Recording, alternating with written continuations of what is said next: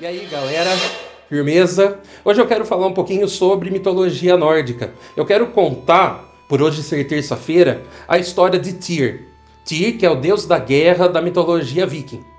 E eu vou contar essa história como está escrito aqui nesse livro, na Edda em prosa, escrito no século XIII por um autor e político islandês chamado Snorri Sturluson. Sturluson, assim como muitos autores do século XIII, decidiu transcrever a história, os contos, as lendas do norte da Europa, que até então eram passadas pela tradição oral.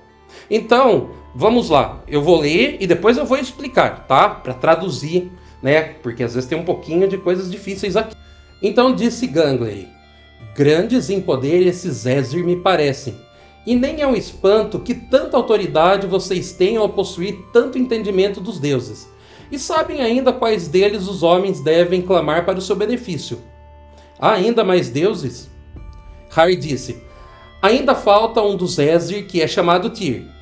Ele é o mais ousado e maior em coragem, e ele tem muita autoridade sobre a vitória nas batalhas. É bom para os homens de valor invocá-lo.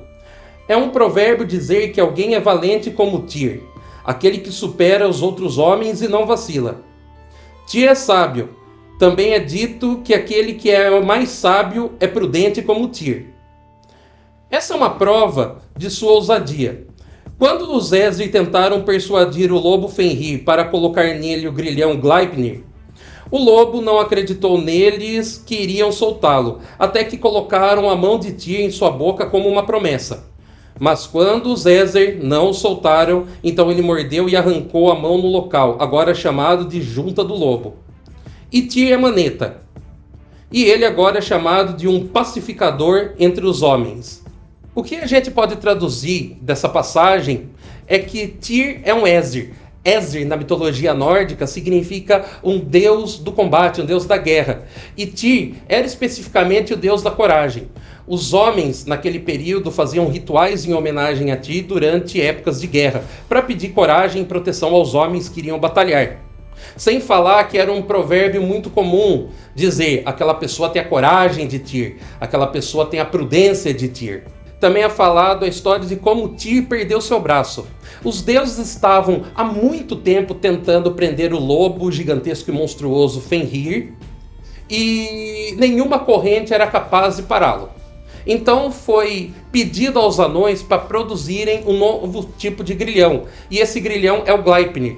Esse grilhão não é bem um grilhão, é uma faixa de tecido muito leve e suave, que parecia que ia arrebentar de qualquer maneira, só que essa faixa seria capaz de prender o Fenrir. Então os deuses cercaram Fenrir e falaram que iriam amarrar o Fenrir e depois soltá-lo, inventando uma mentira. E Fenrir falou: eu quero a prova de que vocês vão me soltar, para isso alguém vai ter que ficar com a mão na minha boca.